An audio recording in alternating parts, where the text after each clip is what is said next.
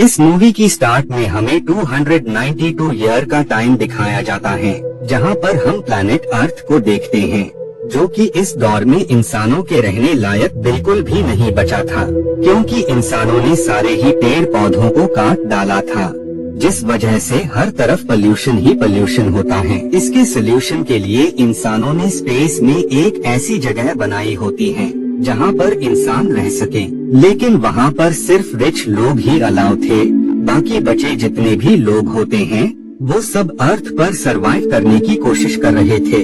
वही स्पेस में हम कुछ लोगों को देखते हैं जो कि स्पेसशिप के वेस्ट मटेरियल को सेल करके काफी अच्छा प्रॉफिट कमाते थे। ऐसे ही एक दिन ये सब अपना काम कर रहे होते हैं, उसी दौरान ही उनकी नजर छोटी बच्ची पर जाती है जो कि वहीं पर फंसी हुई थी, जिस वजह से वो लोग उस बच्ची को अपने स्पेसशिप में ले आते हैं। उन्हें न्यूज से पता लगता है कि उस बच्ची के अंदर बॉम्ब फिक्स किया गया है, जो कि किसी भी वक्त ब्लास्ट हो सकता है।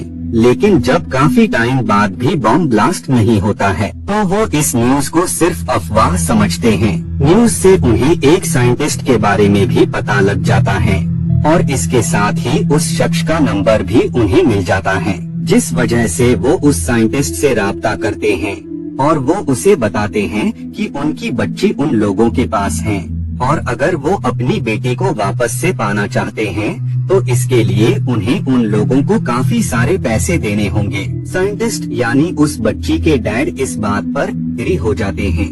बाद में ये सब लोग उस प्लेस पर जाते हैं जहां पर इन लोगों ने उस बच्ची के डैड यानी साइंटिस्ट को बुलाया होता है। क्लब में मौजूद लोग जब उस बच्ची को नोटिस करते हैं तब वो काफी ज्यादा घबरा जाते हैं, क्योंकि न्यूज की वजह से सबको इस बच्ची के बारे में पता लग गया था, जिस वजह से हर तरफ अफरा तफरी मच जाती है और अब सिचुएशन को कंट्रोल करने के लिए वहां पर पुलिस आ जाती है, जिस वजह से उन सब लोगों को बच्ची के साथ वहां से भागना पड़ता है। इससे साइंटिस्ट भी अपनी बेटी से नहीं मिल पाते हैं और न ही इन लोगों की डील हो पाती है। वहीं पर हम उस कंपनी के ओनर से मिलते हैं जिसने स्पेस में ये सब कुछ बनाया होता है, यानी दरख्त, इंसानों के रहने लायक स्पेस स्टेशन और भी बहुत कुछ।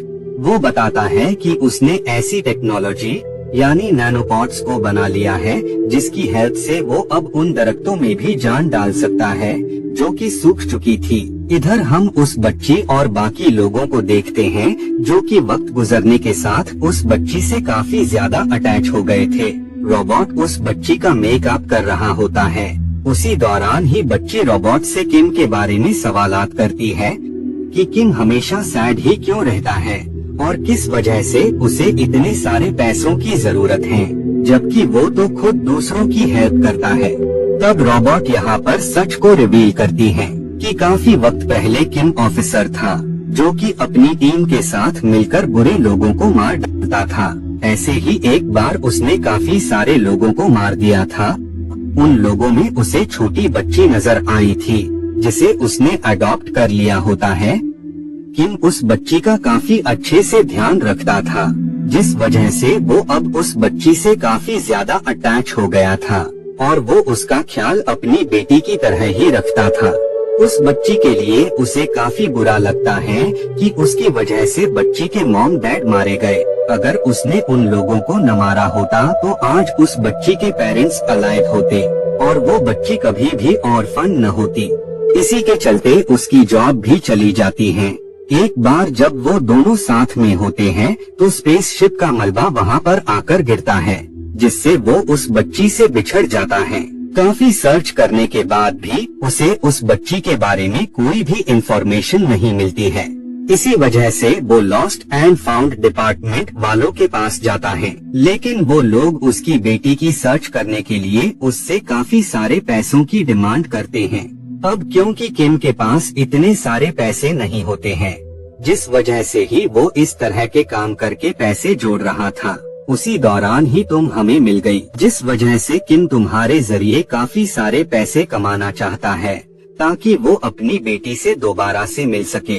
इधर हम उस कंपनी के ओनर को देखते हैं जो कि अर्थ को तबाहो बर्बाद करना चाहता था ताकि जब अर्थ पर सभी इंसान खत्म हो जाएंगे तब वो वहाँ पर वापस से ग्रीनरी ले आएगा और अर्थ का पूरा कंट्रोल खुद के पास रखेगा, जहाँ कोई भी इंसान अपनी मनमानी नहीं कर सकता था।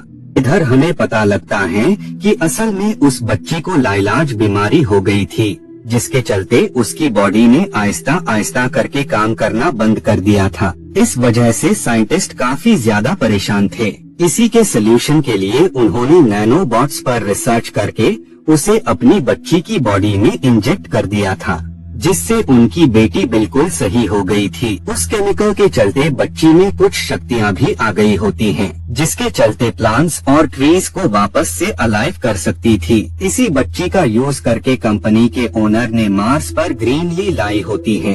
वो चाहता तो अर्थ पर भी सब कुछ सही कर सकता था, लेकिन कंपनी का ओनर ऐसा बिल्कुल भी नहीं चाहता था। इधर कुछ लोग उस बच्ची को किडनैप करने आते हैं, लेकिन इससे पहले कि वो कुछ ऐसा कर पाते, उससे पहले ही वहाँ पुलिस आ जाती है। लेकिन वो उनके साथ किम और उसके लोगों को भी अरेस्ट करना चाहती थी, जिस वजह से ही वो लोग वहाँ से निकल जाते हैं। बाद में किम दोबारा से उस बच्ची के डैड यानी साइंटिस्ट से राब्ता करता है और इस बार वो उन्हें मिलने की नई लोकेशन बताता है, ताकि वहाँ पर उनकी डील हो सके, यानी किम को पैसे मिल सके। बाद में वो सब उस प्लेस पर आ जाते हैं, जहाँ पर साइंटिस्ट और बाकी लोग मौजूद होते हैं।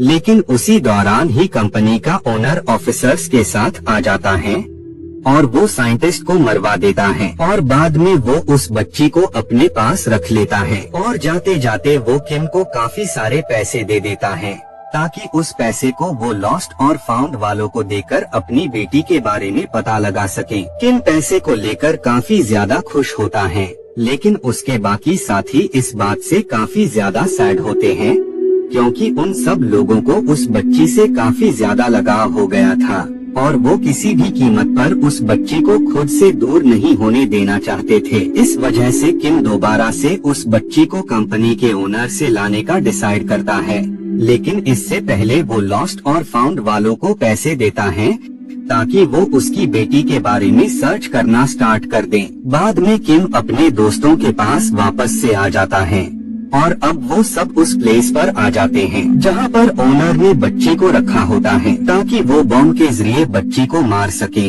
उस बच्ची के मरने के साथ ही काफी बड़ा ब्लास्ट होगा, जिससे अर्थ पर मौजूद लोग भी मारे जाएंगे। इस बात से उन्हें ओनर पर काफी गुस्सा आता है। इसी वजह से वो उस बच्ची और प्लैनेट अर्थ को बचाने का डिसाइड करते हैं, क्योंकि उस बच्ची की शक्तियों की हेल्प से ये अर्थ को वापस से इंसानों के रहने लायक बना सकते थे। इसी वजह से वो उस बच्ची को ओनर की कैद से आजाद कर देते हैं और बाद में वो उस कंपनी को लेकर दूर जाने लगते हैं, ताकि जब वो बॉम्ब ब्लास्ट हो तो स्पेस स्टेशन में मौजूद लोगों और अर्थ को कुछ भी न हो। वो जब कंपनी को लेकर जा रहे होते हैं तो उन्हें रोकने ओनर भी आ जाता है। उसी दौरान ही बॉम्ब ब्लास्ट हो जाता है, जिससे ओनर मारा जाता है, लेकिन बच्ची अपनी शक्तियों की हेल्प से उन सबको बचा लेती है। बाद में वो बच्ची अपनी पावर्स की हेल्प से अर्थ को वापस से पहले जैसा कर देती है, जहाँ पर सारे ह्यूमंस आसानी से रह सकते हैं। किम को पता लगता है कि उसकी बेटी की डेथ उसी मलबे में दबकर हो गई होती है और इसी के साथ ही ये मूवी यहीं पर एंड